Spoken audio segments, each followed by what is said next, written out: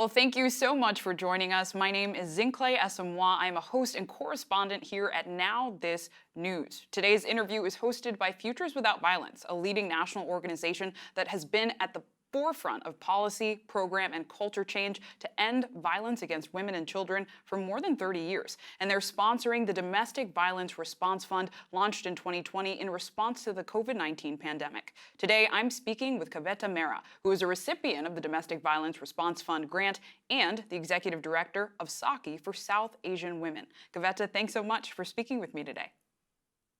Thank you for having me. Yeah, so just to start, can you share with us who you are, what you do, and why you do it? So I am the executive director of Sakhi for South Asian Women, and we work with survivors of gender-based violence here in New York City who represent the South Asian diaspora. And this work is deeply meaningful for me because I know that my life would have been fundamentally better had Sakhi been in it. And I think about the survivors that we work with, both youth and adult survivors, and how transformative the work that we do is for them. Yeah, and Kavita, something that stuck out to me was the name of your organization, Sakhi. Can you talk to us about what that name means and its relevancy?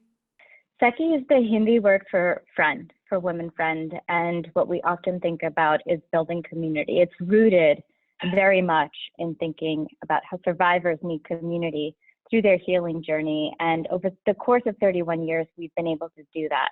We're the second oldest South Asian women's organization in the country and have really established ourselves in breaking those barriers that gender-based violence is a pervasive issue in our community, and want to continue to do as such. The healing process is not a linear journey.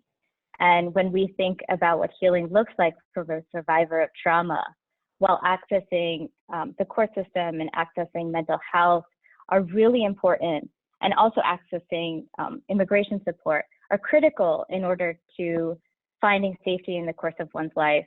One cannot survive or even thrive from at any point in their life if they don't have a roof over their head, if they don't have food in their stomach, or if they don't have enough money to pay their bills.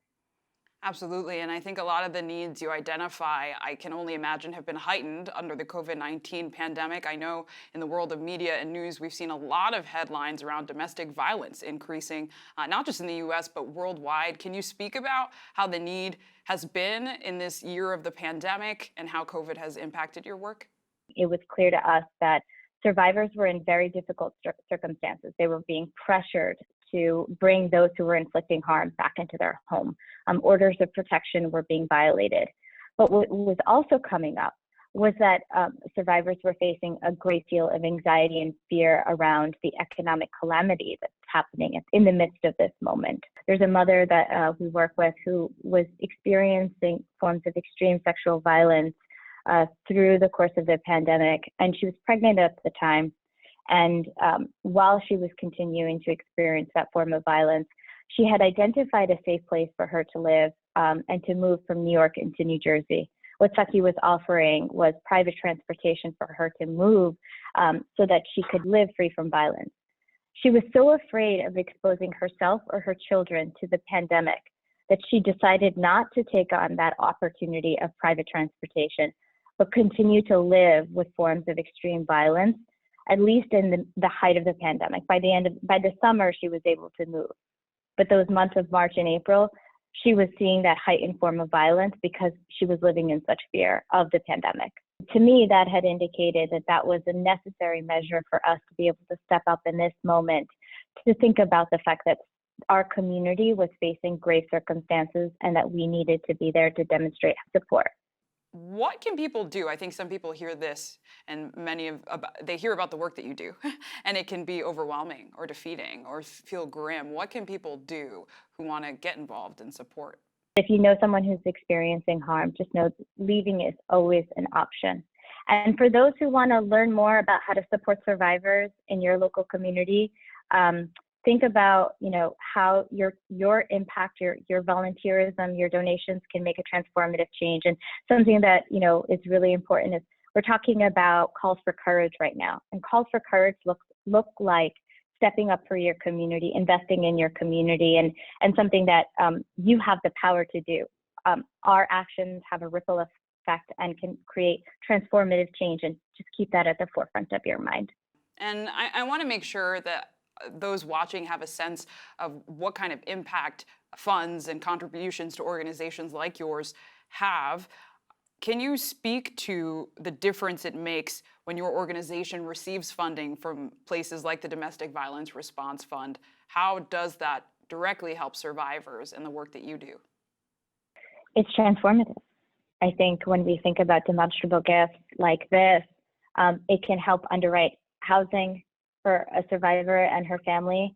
And the number one thing when we think about healing, what's linked to it is stability. We can't build stability and we can't offer up stability, especially economic stability, without resources and funds. It's funds like this that allow us to do the work that we do. That's amazing. And I think it's powerful that it's like a community supporting a community. And that's what movements often are built of. And I always like to end interviews letting folks end with any final thoughts or food for thought that you want to leave us with. Is there anything you want to be sure to say before we end this conversation? There are a lot of lessons from 2020, and I think all of us can recognize that this has been a moment that has taught us at a personal level and a professional level how we can get through this. And I think many of us are holding on to what 2021 has to bring.